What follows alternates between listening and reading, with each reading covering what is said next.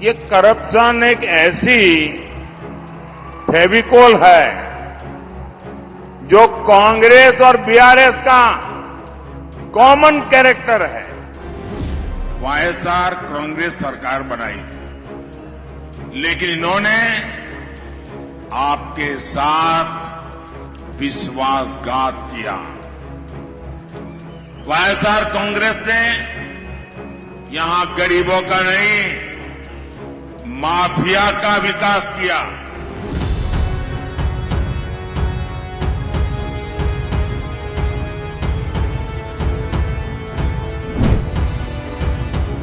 देश में 18वीं लोकसभा चुनाव का शंखनाद हो चुका है। ऐसे में एनडीए को तीसरी बार सत्ता के सिंहासन पर पहुंचाने के लिए पीएम मोदी एक बार फिर से चुनावी रण में है। नरेंद्र मोदी तीसरी बार प्रधानमंत्री बनने के लिए हर दिन देश भर में ताबड़तोड़ रैलियां और कार्यक्रम कर रहे हैं। अपने स्पेशल बुलेटिन चुनावी रण में पीएम में हम आपको पीएम मोदी के बारे में दिन भर की अपडेट देंगे, साथ ही उनके बड़े बयानों के बारे में भी आपको बताएंगे।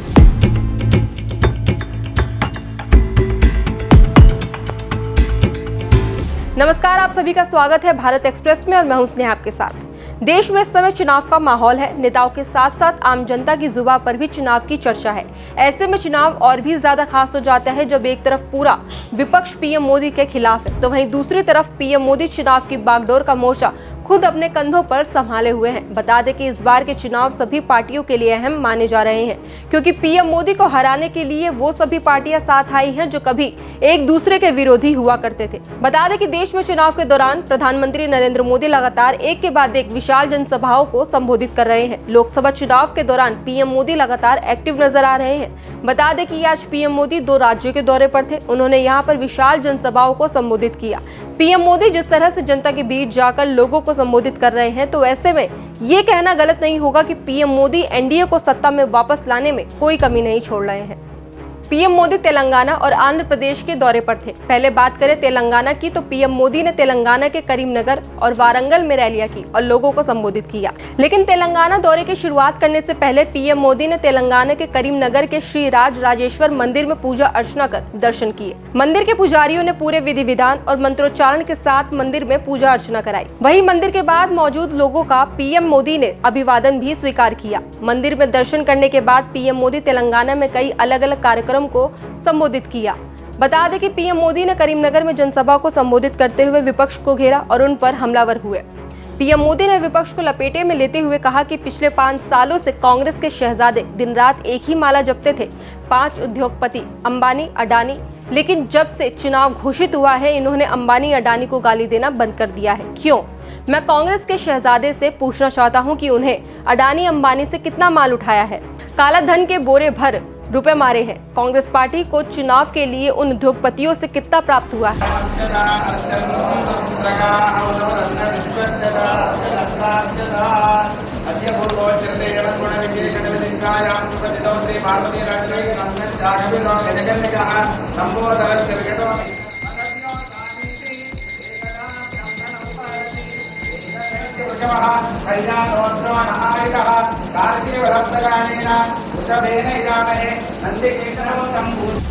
ये करप्शन एक ऐसी फेविकोल है जो कांग्रेस और बीआरएस का कॉमन कैरेक्टर है।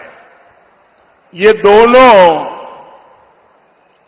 एक दूसरे पर भ्रष्टाचार के आरोप लगाते हैं, लेकिन बैकडोर से दोनों ही एक ही करप्शन सिंडिकेट का हिस्सा है।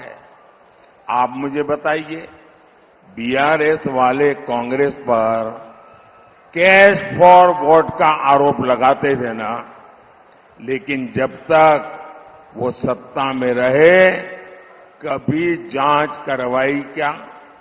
कांग्रेस विपक्ष में थी तो बीआरएस पर कालेश्वरम घोटाले का आरोप लगाती थी या नहीं लगाती थी? ये आए दिन हंगामा भी करते थे, लेकिन इतने दिन से तेलंगाना में कांग्रेस सरकार है, इन्होंने कालेश्वरम घोटाले की कोई जांच अभी तक नहीं करवाई। साथियों, बीआरएस की सच्चाई भी एसटी, एससी, बीसी समाज को धोखा देने की और अपीजमेंट की है। बीआरएस ने 2014 में आपसे वादा किया था कि वो सरकार में आई तो दलित सीएम बनाएंगी, और सीएम कौन बना था? बीआरएस ने यहां दलित बंधु स्कीम के नाम पर भी आपका भरोसा तोड़ा, और यही बीआरएस है जिसने अपनी अपीजमेंट पॉलिटिक्स को आगे बढ़ाते हुए मुस्लिम आईटी पार्क बनाने की बात कही थी। इसके बाद पीएम मोदी ने आंध्र प्रदेश के राजमपेट में एक विशाल जनसभा को संबोधित किया और साथ ही विजयवाड़ा में भी मेगा रोड शो किया। बता दें कि पीएम मोदी ने राजमपेट में भी विपक्ष को खूब घेरा और उन पर तंज कसा। सुनिए उन्होंने और क्या कहा। दशकों तक दूसरों पर भरोसा किया है, लेकिन आपको क्या मिला? यहां डेवलपमेंट नहीं हुआ, यहां सिंचाई की सुविधा नहीं है, यहां इंडस्ट्री नहीं है, यहां किसान परेशान है, यहां नौजवानों को काम के लिए दूसरे शहरों में जाना पड़ता है। आप मुझे बताइए, ये हालात बदलने चाहिए या नहीं? तो आपको क्या करना पड़ेगा? आंध्र प्रदेश में डबल इंजन सरकार, आंध्र प्रदेश లో కూడా डबल इंजन सरकार रावाली। आज के हमारे स्पेशल बुलेटिन में बस इतना ही। बाकी देश और दुनिया की तमाम खबरों के लिए देखते रहिए भारत एक्सप्रेस।